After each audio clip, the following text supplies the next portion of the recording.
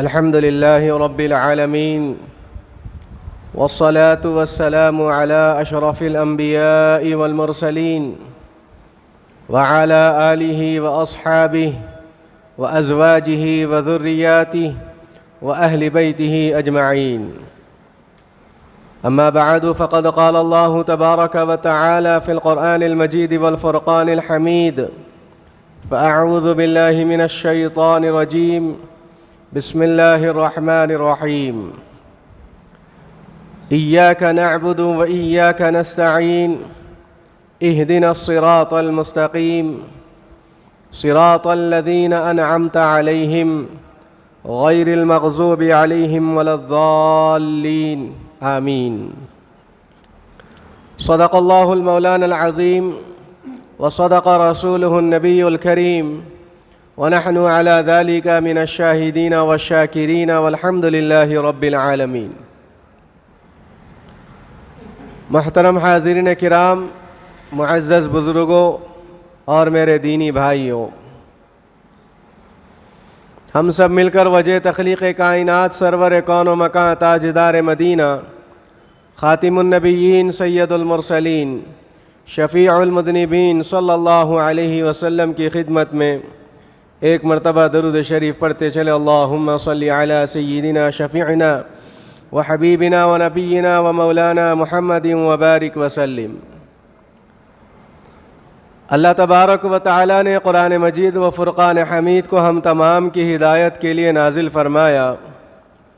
میرے اور آپ کے آقا حضور پر نور صلی اللہ علیہ وسلم کو رب العالمین نے رحمتا للعالمین بنا کر مبعوث فرمایا.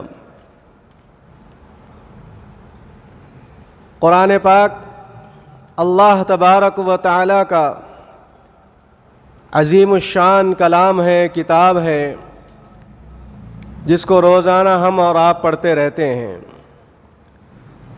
اور جو پڑھنے سے غفلت برتتے ہیں ان کو بھی چاہیے کہ روزانہ قرآن پاک کی تلاوت کرتے رہنا چاہیے. چنانچہ اسی کلام پاک کے اندر سب سے پہلے ہم نمازوں کے اندر بھی سورہ فاتحہ پڑھتے ہیں، نمازوں کے باہر بھی ہم دعائیں کرتے رہتے ہیں. تو چنانچہ اسی سورہ فاتحہ کے اندر اللہ تبارک و تعالی نے ایسی آیتوں کو نازل فرمایا کہ اگر ان آیتوں کو رکھ کر اس کے اوپر اگر عمل کر لیں گے تو ہماری نجات کا ذریعہ بن سکتا ہے. چنانچہ رب کائنات نے یہ آیتیں نازل فرمائی: ایاک نعبد و ایاک نستعین.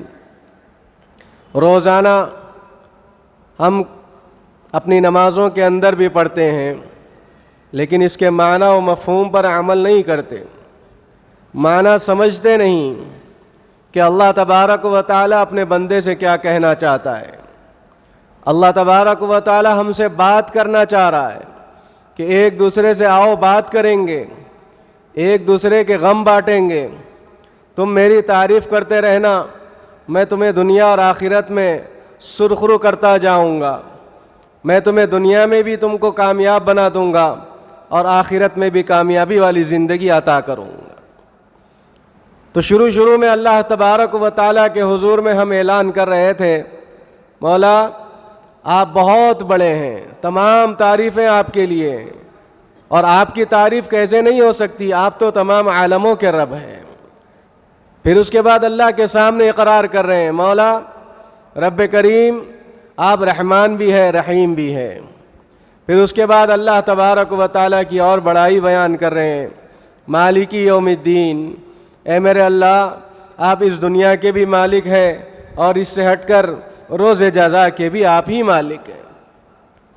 یہ اقرار ہو رہا ہے اللہ تبارک و تعالیٰ کے سامنے، یہ اللہ تبارک و تعالیٰ کے سامنے عہد و پیمان ہو رہا ہے. اللہ کی تعریف بھی بیان کر رہے ہیں، اللہ کو بڑا بھی مان رہے ہیں، اللہ تبارک و تعالیٰ سے اس کی صفات کے تعلق سے بھی اظہار کر رہے ہیں کہ مولا دنیاوی اعتبار سے تو رحمان ہے اور اخروی اعتبار سے تو رحیم ہے. کیسے رحیم ہے؟ فرمایا گیا رحماء بینہم. پھر فرمایا گیا کہ اللہ تبارک و تعالیٰ کو تم اس حال میں پاؤ گے، انہ کان غفارا، ہمارا رب تو ایسا ہے کہ جب کبھی ہم اس کے سامنے اپنے گناہوں پر شرمندگی کا اظہار کرتے ہیں، اللہ تبارک و تعالیٰ کو ہم بخشتا ہوا پائیں گے۔ پھر اللہ تبارک و تعالیٰ فرماتا ہے قرآن کی دوسری آیتوں کے ذریعے سے یہ بات سامنے مل رہی ہے کہ ہم اللہ کے سامنے اقرار بھی کر لیے کہ مولا تو ہی سب سے بڑا ہے، تمام تعریفیں تیرے لیے، تو رحمان بھی ہے، رحیم بھی ہے، روز جزا کا مالک بھی ہے۔ پھر اس کے بعد اللہ تبارک و تعالیٰ اپنے بندے سے کہتا، بندے جب تو اتنی میری جو ہے ساری خوبیاں تو نے بیان کر دیا، اب تیرے بارے میں بتا کہ تو کیا کرنا چاہ رہا ہے۔ یہ صرف سورہ فاتحہ نہیں ہے بلکہ اس میں دنیا و ما فیہا کی ساری چیزیں آ گئی۔ پھر فرمایا جا رہا ہے بندہ تو اپنے تعلق سے بتا، تو نے تو میری ساری بڑائی بیان کر دی، میری ساری خوبیاں تو نے اظہار کر دی، اب تیرے تعلق سے کیا معاملے ہیں وہ بھی میرے سامنے بیان کر دے۔ تو اللہ کے سامنے ہم عہد و پیمان اور اقرار کر رہے ہیں، اللہ ایاک نعبد، مولا ہم تیری ہی عبادت کرتے ہیں، و ایاک نستعین، اے اللہ ہر چیز کے بارے میں، ہر چیز کے اندر تیری مدد کے علاوہ کوئی ہمارا کام نہیں بن سکتا۔ یہ عہد و پیمان اللہ سے کرنا ہے، اقرار کرنا ہے، زندگی کا اصول یہ بنا دیا گیا ہے۔ ہم سورہ فاتحہ پڑھتے ہیں، آیتیں پڑھتے رہتے ہیں، بعض لوگ جو ہے یہاں تک ہم دیکھ رہے ہیں کہ تلفظ بھی صحیح نہیں نکال سکتے۔ کب سیکھیں گے؟ کب قرآن کو اس کے مخارج کے ساتھ پڑھیں گے؟ اگر آپ بولیں گے الحمدللہ للہ رب العالمین، آپ عین کی جگہ اگر الف سے پڑھیں گے، عالم کے معنی ہیں تمام عالموں کا رب۔ اور پھر دوسری جگہ فرمایا کہ عذاب علیم، علیم سے عالمین یعنی درد دینے والے رب، اتنے معنی اس کے اندر تبدیل ہو رہے ہیں، اس کے اوپر غور و فکر نہیں کرتے۔ تو قرآن کو پڑھنا سیکھنا چاہیے، قرآن کے مخارج کے ساتھ جو ہے قرآن کو پڑھنا چاہیے۔ چنانچہ ہم اقرار کر رہے ہیں ایاک نعبد، اے اللہ ہم جو ہے تیری عبادت کرتے ہیں۔ خالی یہ اللہ تبارک و تعالیٰ کے سامنے اقرار کرنا نہیں ہے بلکہ اپنی زندگی کے اندر اس کو داخل کرنا ہے۔ ہر چیز کے اندر اللہ کی عبادت شامل حال ہو، ہر چیز کے اندر اللہ ہم سے راضی ہو، یہ کیفیت ہمارے ہمیشہ دلوں کے اندر رہنی چاہیے۔ پھر اللہ تبارک و تعالیٰ اپنے بندے سے کہلوا رہا ہے، میرے بندے تو جب عبادت میرے لیے کر رہا ہے تو مدد کس سے مانگے گا؟ کیا دنیا کے لوگوں سے مدد مانگے گا؟ کیا جو اپنے آپ کو سپر پاور کنٹری کہتا ہے کیا تو اس سے جو ہے مدد مانگے گا؟ آج آپ دیکھ نہیں رہے فلوریڈا کے اندر دنیا کی سب سے جو ہے سپر پاور طاقت رکھنے والی امریکہ، 1 گھنٹہ 2 گھنٹے آدھے دن کی ہوا جب آئی تو پورے ملک کی ہوا اکھڑ گئی۔ کیسا فرمایا گیا 260 کلومیٹر کی رفتار سے، 180 کلومیٹر کی رفتار سے جب ہوا شروع ہو گئی تو آپ دیکھ لیجئے بلند بالا علاقوں کی بلڈنگیں گرنا شروع ہو گئی۔ وہ جھاڑ، وہ درخت جو سالوں سے زمین کو پکڑ کر جو ہے رہا کرتے تھے، ایک جھٹکے میں ہوا سے جو ہے نکل کر بہہ گئے۔ یہ سپر پاور ہونے کا جو ڈھونگ رچاتے ہیں دنیا والے، اللہ تبارک و تعالیٰ کا جب قہر نازل ہوگا، طوفان باد و بارہ جب آئے گا، ہوائیں جب آئے گی، زلزلے جب آئیں گے، اللہ ایک جھٹکے میں پوری دنیا کا نقشہ بدل دے گا۔ تو اسی لیے فرمایا گیا میرے بندو مدد کس سے مانگو گے؟ کیا دنیاوی لوگوں سے مدد مانگو گے؟ وہ ہمیشہ تمہاری مدد نہیں کر سکتے۔ اللہ فرماتا ہے جب میرے لیے عبادت کر رہے ہو تو مجھ ہی سے مدد مانگو، پھر دیکھ لینا میں تمہاری مدد کے لیے کیسے کیسے حالات پیدا کر دیتا ہوں، پھر دیکھ لینا میں تمہارے لیے انتظامات کر دیتا ہوں، پھر دیکھ لینا کہ تم اپنی زبان سے اور چند قطرے اپنے آنکھوں سے آنسو بہاؤ گے، وہ آنسو کے قطرے گرنے سے پہلے میں تمہاری دعاؤں کو قبول کر لوں گا۔ یہ اللہ کا نعرہ ہے، یہ اللہ کی طرف سے صدائیں ہیں۔ ہم اپنے رب کو پہچانتے نہیں ہیں، ہم نے اپنے رب کو پہچانا ہی نہیں ہے۔ ہمارا جو ہے سارا دار و مدار آج چیزوں کے اوپر آ گیا، یقین چیزوں کے اوپر آ گیا، اللہ کی وحدانیت پر یقین ہمارا نکل گیا۔ اسی لیے ہم قرآن پڑھ رہے ہیں، نماز کے اندر آیتیں روزانہ 5 مرتبہ دوسرے نوافل میں، سنتوں میں، واجبات میں، سنت موقدہ میں، غیر موقدہ میں برکتاً سورہ فاتحہ روزانہ پڑھتے ہیں، لیکن اس کے معنی پر کبھی غور و فکر نہیں کی. تو اللہ تبارک و تعالیٰ کے سامنے ہم اقرار کر رہے ہیں ایاک نعبد، اے اللہ ہم تیری ہی عبادت کرتے ہیں اور مرتے دم تک تیری عبادت کرنا چاہتے ہیں. یہ دنیاوی حالات ہم کو ہمارے ایمان میں کمزوری پیدا کر دیتے ہیں، اسی لیے اللہ تبارک و تعالیٰ سے ہمیشہ عافیت والی زندگی مانگنا ہے، عافیت والی زندگی اور عافیت والی موت. آج دیکھ لیجئے دنیا کے حالات کیسے ہیں. آج نئے نئے فتنے ہمارے سامنے آ گئے. شکیل بن حنیف کا فتنہ ہمارے سامنے آیا، گوہر شاہی کا فتنہ ہمارے سامنے آیا، قادیانیوں کا فتنہ ہمارے سامنے آیا، فیاضی فتنہ ہمارے سامنے آیا. ایسے فتنے اور آتے جائیں گے، لیکن ہمارا ایمان اگر کمزور رہے گا تو ہم ان کے جھانسے میں آ جائیں گے. ہمارے بچے بھی ان کے جھانسے میں آ رہے ہیں. ہمارا تعلق، ہمارا معاملہ کیسا ہے؟ المؤمنون والمؤمنات بعضهم اولیاء بعض. قرآن پاک پکار پکار کر ہم تک یہ پیغام پہنچا دیا گیا کہ ایک مومن دوسرے مومن کا دوست ہو سکتا ہے، دوسرا کوئی نہیں ہو سکتا.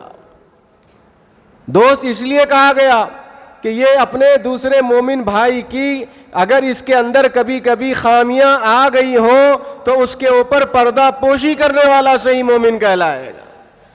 آج دوست ایسا نہ ہو کہ جو ہے ہمارے سامنے دکھنے والا اچھا ہو اور ہمارے پیچھے ہمارے دوسرے دوستوں کے سامنے برائیاں کرنا شروع کر دیتا ہے. جب ہمارا مطلب نکل گیا، جب ہم سے جو ہے کام مکمل ہو گیا، اب وہی دوست ہماری برائی دوسرے دوست کے پیچھے جا کے کر دیتا ہے. ایسی دوستی کو آپ جو ہے اپنانے سے بہتر ہے کہ ان کا ساتھ ختم کر دو. تو قرآن کہہ رہا ہے، سامنے آ جائے، المؤمنون والمؤمنات بعضهم اولیاء بعض. مسلمان اور مومن کے تعلق سے فرمایا جا رہا ہے کہ وہ جب دوستی کرنے کا جب معاملہ آتا ہے، جب کسی سے تعلق جوڑنے کا جب معاملہ آتا ہے تو فرمایا گیا مسلمان اور مومن کو اپنا دوست بناؤ. منافق کو کبھی اپنا رازدار مت بناؤ، دو چہرے والوں کو کبھی بھی اپنا دوست مت بناؤ. وہ زندگی میں ہمیں کبھی نہ کبھی دھوکہ ضرور دے گا. وہ زندگی میں ہمیشہ ہمارے جو ہے چیزوں کو دیکھ کر ہمارے پاس آئے گا، ہمارے مال کو دیکھ کر ہمارا ساتھ دے گا. آپ نے کیا نہیں دیکھا کہ لاک ڈاؤن کے اندر کیسے حالات تھے؟ بڑے بڑے لکھ پتی، کروڑ پتی، کھرب پتی لوگ جو ہمیشہ اس کے پیچھے ایک فوج لوگ جو ہے اس کے پیچھے منڈلاتے پھرتے تھے، جس طرح ایک جو ہے گوڑ کے ساتھ جو ہے مکھیاں آ جاتی ہے، چونٹیاں اس کو لگ جاتی ہے، اس طرح سے حالات تھے.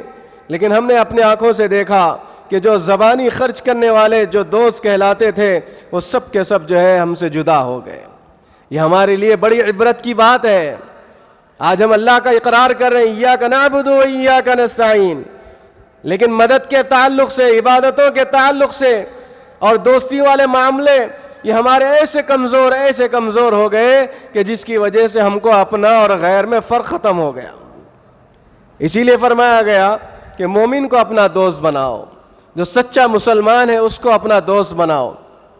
ایک جو ہے ایسا رازدار ہو جو ہمیشہ ہمارے ساتھ دینے والا ہو. اور آپ نے دیکھا ہوگا کہ جو ہمارے دوستوں کے اندر جو غریب تھوڑا سا شریف النفس ہوتے ہیں وہ ہمیشہ ہمارے اپنے غموں کے اندر بھی ضرور شامل رہتے ہیں. اور جو بڑے بزنس مین شمار کرتے ہیں، بڑے لکھ پتی، بڑے بزی جو لوگ دکھتے ہیں، آج زندگی کے اندر تجربات کے اندر یہ بات سامنے آ رہی ہے کہ جب کبھی کوئی آدمی، کوئی دوست اس کا غم میں مبتلا ہو جاتا ہے وہ کسی نہ کسی بہانہ بنا کے وہاں سے نکل جاتا ہے. یہ حالات اس وقت ہو رہے ہیں. تو ہم کو اپنے اور غیر میں فرق محسوس ہونا چاہیے. تو قرآن کہہ رہا ہے مومن کو دوست کیوں بنایا جائے؟ مومن اور مسلمان کو دوست اس لیے بنایا جائے یأمرون بالمعروف وینہون عن المنکر. یہ میں نہیں بلکہ قرآن کہہ رہا ہے. دوستی کا طریقہ قرآن سکھا رہا ہے. تو پھر قرآن یہ بھی سکھا رہا ہے کہ اس لیے دوستی کرو مومن سے، مسلمان سے، کہ وہ ہمیشہ نیکی کی طرف بلاتا ہے اور برائیوں سے روکتا ہے. آپ بھلا بتلائیے کہ آج ہمارے دوستوں کا حال کیسا ہے؟ مسجد کی میناروں سے اذان آتی ہے، ہوٹلوں میں بیٹھے ہوئے رہتے ہیں، بازاروں میں پھرتے رہتے ہیں، تو بھلا ایسے دوست سے ہمارا سروکار کیا ہے جو ہم کو جو ہے جنت میں لے جانے والا نہ ہو بلکہ جہنم کے راستوں پہ لے جا کر ٹھہرا دے رہا ہے؟ ایسے دوستوں سے ہمارا کوئی لینا دینا نہیں ہونا چاہیے۔ ہم اپنے دوستوں کے اندر ایک انسپیریشن پیدا کرنا ہے، ان کو دعوت دینا ہے، ان کو نماز کی طرف متوجہ کرنا ہے، ان کے ساتھ جب اچھے برے میں وقت دے رہے ہیں اور ہم اپنی خاص طور پر اپنی عبادتیں مکمل کر رہے ہیں اور ہم جنت کے راستے پہ جا رہے ہیں، ہمارا دوست جہنم کے راستے میں کیسے جائے؟ یہ فکر ہمارے اندر ہونی چاہیے، ہمارے دوست کے اندر بھی یہی ہونی چاہیے۔ فرمایا گیا کہ دوستی کرو اللہ کے لیے اور دشمنی کرو اللہ کے لیے۔ آج دوستی ہو رہی ہے خود غرضی کے لیے، آج دوستی ہو رہی ہے مال و متاع دیکھ کر، آج دوستی ہو رہی ہے پراپرٹی اور جائیداد کو دیکھ کر، آج دوستی ہو رہی ہے بڑا عہدہ دیکھ کر۔ میرے محترم بزرگوں دوستوں، یہ دوستی اگر ہم کسی سے رکھیں گے وہ ہمارے اچھے برے میں آئے گا تو وہی سب سے اچھا دوست کہلائے گا۔ مال کو دیکھ کر اگر دوستی کریں گے تو مال کے تعلق سے فرمایا گیا کہ جس طرح میل بھی ہمارے جسم پہ ہمیشہ باقی رہنے والا نہیں ہے، مال بھی اسی طرح کبھی بھی ہم سے نکل جا سکتا۔ یأمرون بالمعروف، ہمارے اطراف و اکناف میں ہم دیکھیں کہ ہم کیسے لوگوں کو دوست بنا کے رکھیں۔ اگر ہم باپ بن گئے ہیں، ہمارا بچہ کیسے دوستوں کے ساتھ رہ رہا ہے؟ ہماری بچی جو کالج جا رہی ہے، ہماری بہنیں جو کالج میں اعلیٰ تعلیم حاصل کر رہی ہیں، ان کی دوست اور ان کے ساتھ رہنے والے کیسے لوگ ہیں؟ کیا ایسے لوگوں کو اپنا دوست تو نہیں بنا دیے کہ جو ہے نہ اللہ کو یاد کرنے والا ہو، نہ عبادتوں میں اس کا شغف ہو، نہ قرآن کی تلاوت کرنے والا ہو، نہ وہ جو ہے نمازوں کا پابند ہو، نہ وہ جو ہے تلاوت کرنے والا ہو، نہ وہ جو ہے دنیا اور آخرت کی فکر کرنے والا ہو، بلکہ وہ تو بس جو ہے عیش عشرت کرنے والی چیزوں میں پڑا ہوا ہے؟ تو ہم اپنے بچوں کو سمجھائیں، نصیحت کرتے رہیں کہ دیکھو بیٹا، کل اللہ کی بارگاہ میں تمہارے بارے میں میرے سے سوال ہوگا کہ تم نے اپنی اولاد کو کیسی تربیت دی ہے، تم نے ان کی زندگی میں کیسے حالات ان کے سامنے رکھے ہیں۔ کیا ہم یہ بات بھول گئے کہ کیا ہم کو اللہ تبارک و تعالیٰ اپنی بارگاہ میں بلا کر نہیں پوچھے گا؟ ضرور پوچھے گا، اور بیٹا بھی کل اللہ کی بارگاہ میں گواہی دے گا کہ میں جو ہے زندگی کے عیش و عشرت میں پڑ گیا تھا، لیکن مجھے میرا باپ جو ہے کوئی مجھے کھینچا نہیں، نہ واپس لوٹایا، نہ مجھے کوئی نصیحت کی، نہ کوئی جو ہے میری صحیح طریقے سے تربیت کی۔ تو کل وہاں کیا جواب دیں گے؟ وہاں رسوا ہو جائیں گے۔ فرمایا گیا اللہ تبارک و تعالیٰ کے وہ بندے بڑے برگزیدہ بندے اللہ کے پاس شمار ہوں گے جن کی صالح اولاد ہوگی، ان کے مرنے کے بعد ان کی اولاد اگر نیکی کرنے والے کاموں پہ ہمیشہ قائم و دائم رہے گی، مرنے کے بعد بھی ان کا بچہ ایک نیکی اگر کرتا ہے تو اس کا ثواب اور اس کا اجر باپ کے قبر کے اندر پہنچا دیا جاتا ہے۔ آج ہمارا نوجوان بچہ، آج ہمارے بچے بچیاں کیا کر رہے ہیں؟ اسکولوں میں، کالجوں کے اندر بڑے بڑے فتنے آ گئے، نہ جانے کیسے کیسے طریقے سے لوگوں کو اپنی طرف متوجہ کر دیتے ہیں۔ آج بہت زیادہ طور پر جو ہے ہمارے ایمان اور یقین کو کمزور کرنے کے لیے یہ جو بڑے بڑے فتنے، شکیل بن حنیف کا فتنہ ہے، فیاضی فتنہ ہے، گور شاہی فتنہ ہے، وہ آپ کے سامنے کوئی الگ جو ہے نہ جو ہے سوٹ بوٹ پہن کے آئیں گے، نہ کوئی جو ہے ڈسکو والا سوٹ پہن کے آئیں گے، وہ آپ کے سامنے آئیں گے داڑھی کرتا پیجامہ پہن کر آئیں گے۔ تو ہمارا ہے یا غیروں کا ہے، اسے کیسے سمجھا جائے؟ صحیح العقیدہ ہے کیسے جو ہے پرکھا جائے؟ کیسے وہ سچا مسلمان ہے کیسے دیکھا جائے؟ تو وہ جو ہے آہستہ آہستہ جس طرح ایک دیمک رہتی ہے، وہ لکڑی کو ہمیشہ کھانے کے لیے اچانک نہیں کھاتی، بلکہ باہری طور پر جو ہے لکڑی کا اوپر کی پرت ویسے ہی نظر آتی ہے، لیکن وہ دیمک اندر سے کھوکھلا کر دیتی ہے۔ ایسے ہی آج ہمارے بچوں کے ایمان کو کمزور کر دیا جا رہا ہے۔ پھر ہماری بچیاں کالج میں پڑھنے کے بہانے نہ جانے کیسے کیسے کاموں کے اندر ملوث ہو رہی ہیں۔ بے دین اور بے راہ روی کا شکار ہو رہی ہیں. پھر یہاں تک معاملے آ گئے, روزانہ جو ہے اخباروں میں, سوشل میڈیا میں ہم دیکھ رہے ہیں کہ جو ہے ایمان کی کمزوری کی وجہ سے, دین کی کمزوری کی وجہ سے یہ ہمارے بچے اور بچیاں غیر مذہب کے لوگوں کے ساتھ بھاگنے پہ مجبور ہو رہے ہیں. اللہ اکبر. وہ باپ جس کے اوپر کیا گزرتی ہوگی, جس کو 20 سال اس نے اپنے سینے سے لگا کر پالا ہے, پڑھایا ہے, اس کی ہر چیز کی فکر کی, لیکن کبھی بھی دین کی فکر نہیں کی.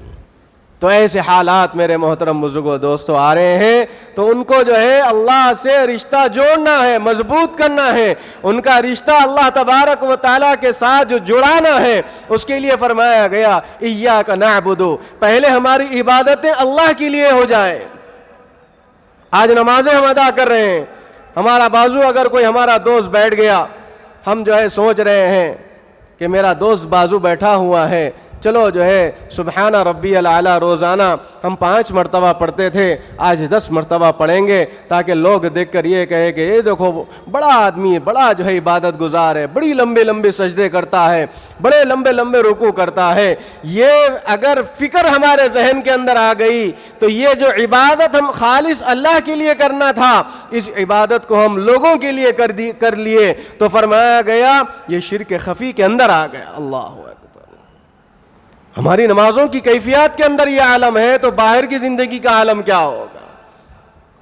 تو اسی لیے فرمایا گیا, اللہ کے نبی صلی اللہ علیہ وسلم ارشاد فرماتے ہیں کہ میں تم سے یہ نہ چاہتا ہوں کہ اپنے آپ پر ظلم کرو, راتوں رات جاگو, دن کے اندر روزہ رکھو, مجھے پسند نہیں ہے. اللہ کا وہ بندہ, میرا امتی سب سے بہترین امتی ہے جو چھوٹے عمل کرتا ہو لیکن پابندی سے کرنے والا ہو.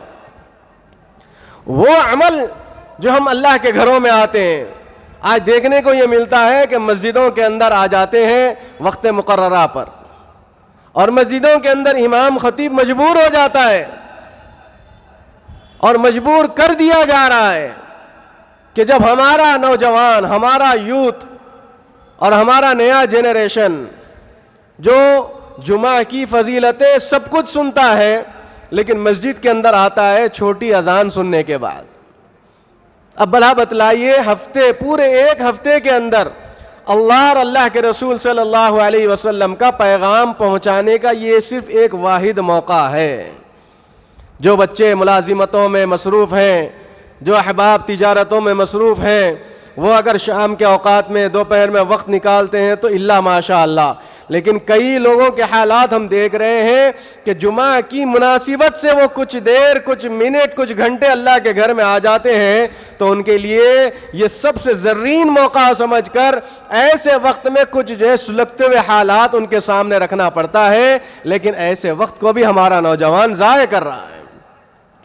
تو مجبوراً وقت سے آگے ہم کو جو ہے اپنا ٹاپک لے جانا پڑتا ہے, اپنی تقریر پہنچانا پڑتا ہے.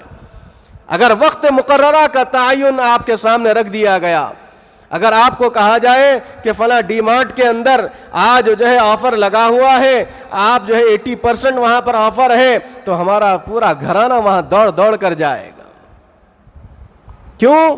چیزوں کی فکر, چیزوں کا یقین ہمارے سامنے ہے, لیکن اللہ تبارک و تعالیٰ کی طرف سے حکم آیا, اللہ کے بندوں, جو سب سے پہلے مسجد میں جمعہ کے لیے آئے گا, ایک اونٹ اللہ کے راستے میں ذبح کرنے کے برابر ثواب عنایت کیا جائے گا.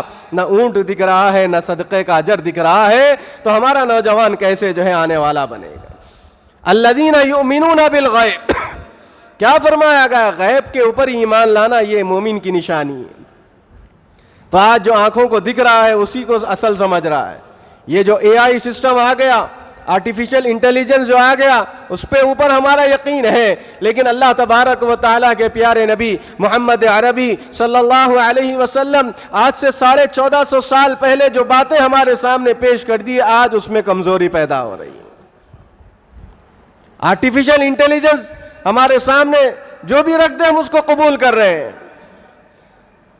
یہاں تک کہ فرمایا گیا کبھی کبھی آپ کے پاس کچھ وائس میسیجز آئیں گے, کوئی ویڈیوز آئیں گے, کوئی اللہ والوں کے تذکیروں میں خلط ملط کرتے ہوئے ان کی تعریف میں یا ان کو تذلیل کرنے کے لیے یا ان کی شان کو کم کرنے کے لیے یا ہمارے درمیان میں فساد پھیلانے کے لیے یا ان کی قدر و منزلت کو گھٹانے کے لیے آج کچھ بھی ہو سکتا ہے. ہماری آواز میں دوسرا آدمی اپنی آواز ملا سکتا ہے. ہماری ویڈیو کو کٹنگ پیسٹنگ کرتے ہوئے جو وہ میسج ہم تک پہنچانا چاہ رہا ہے, جو اللہ کا پیغام ہے, اس کے وہ کٹنگ پیسٹنگ کرتے ہوئے وہ اپنا مطلب وہ ہمارے سامنے ڈال رہا ہے, تو ہمارا نوجوان اس کو بھی قبول کر رہا ہے.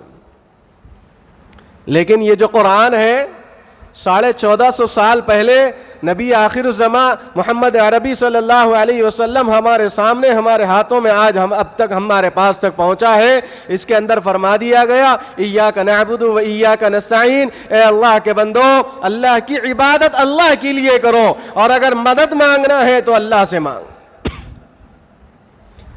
آج مدد مانگ رہے ہیں کس سے؟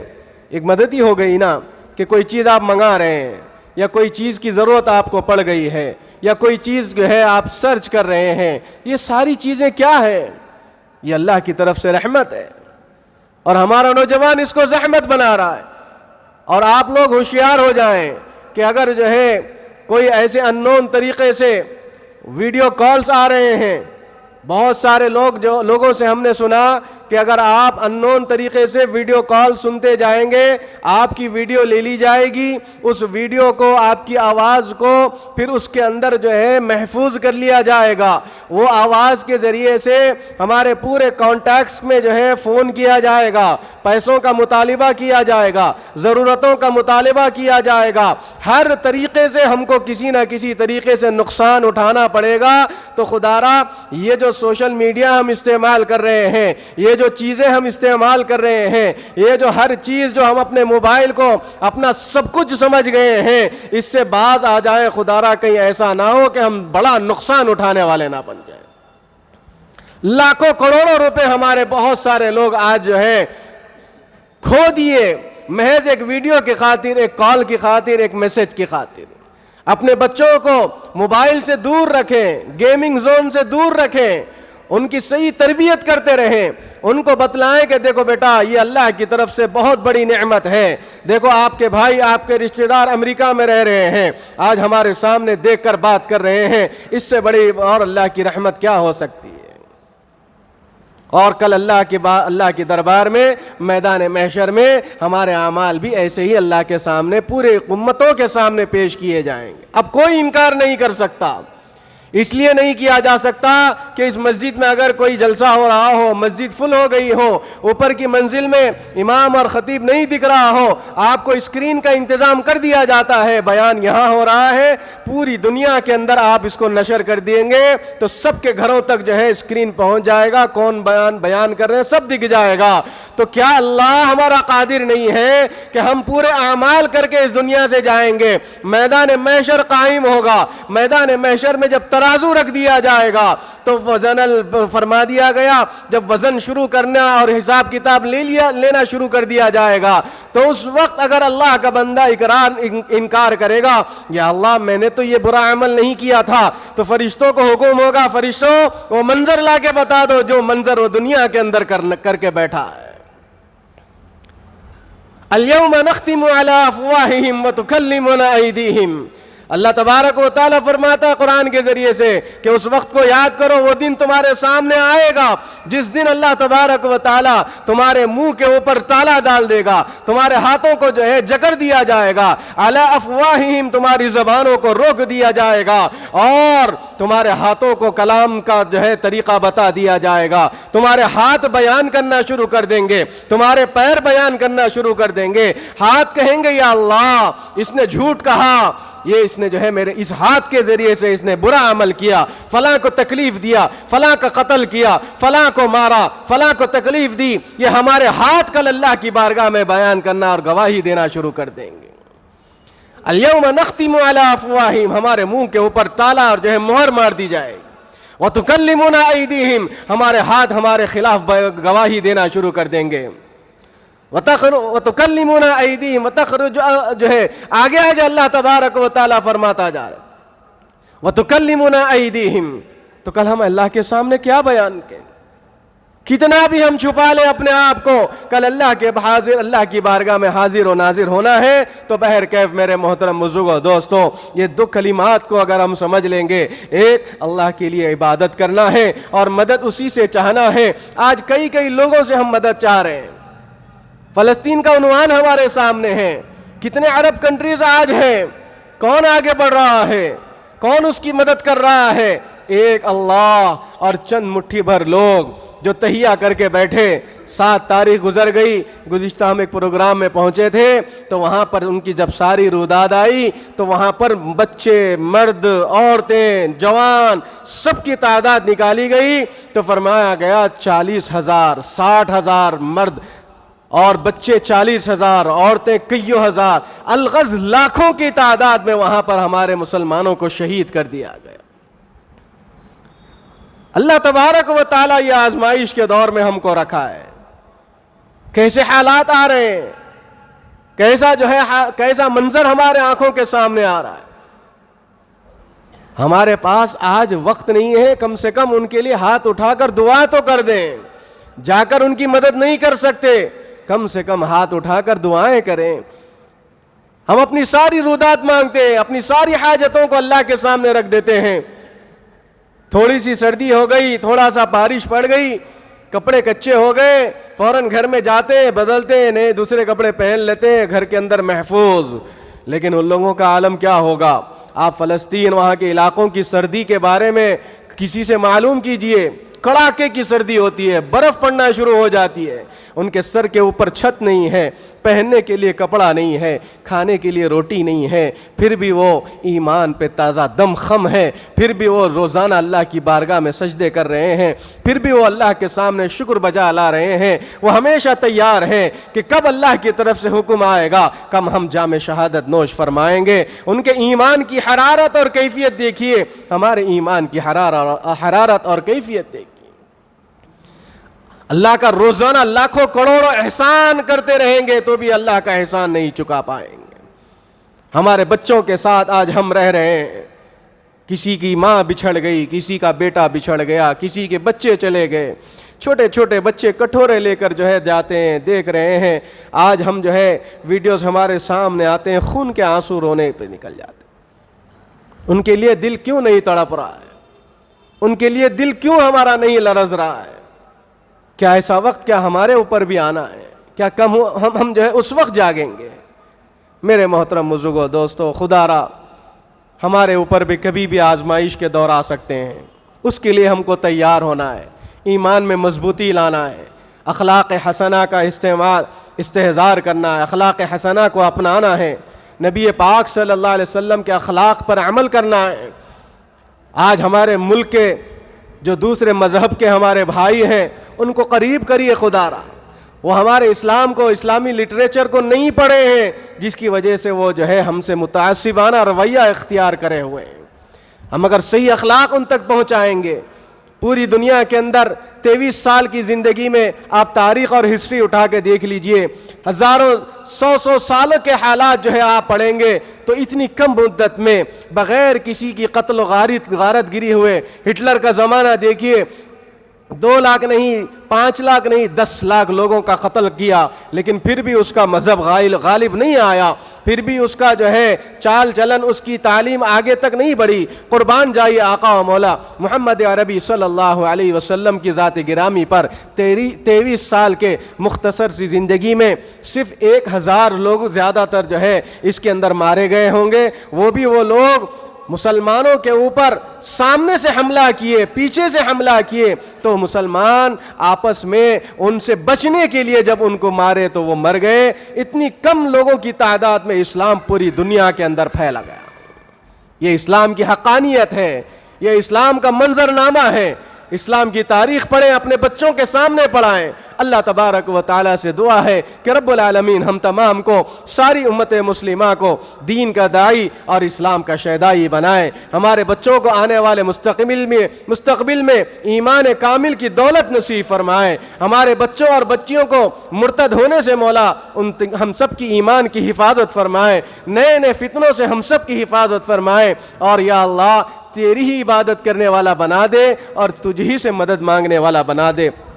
مرنے سے پہلے ہم کو کلمہ نصیب فرما دے۔ وصلی اللہ تعالی علی النبی الکریم والحمد للہ رب العالمین۔